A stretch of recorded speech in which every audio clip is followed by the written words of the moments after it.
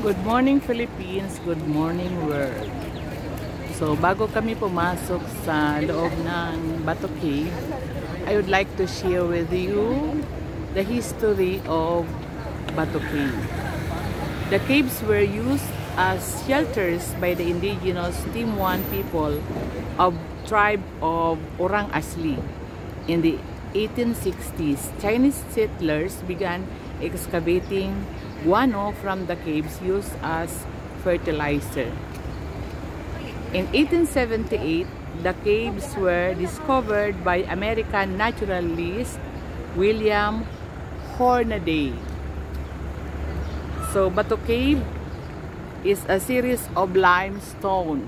Yan, makikita niyo dyan, series of limestones in Gombak, Silangon, Malaysia.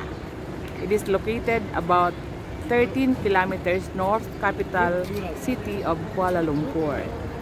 The cave is a complex or consists of many Hindu temples.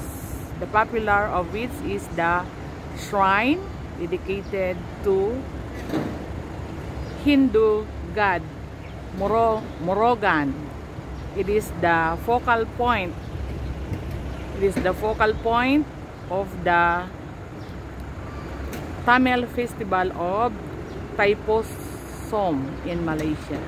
The complex also hosts of a 141 feet high Murugan statue, one of the largest Murugan statues in the world.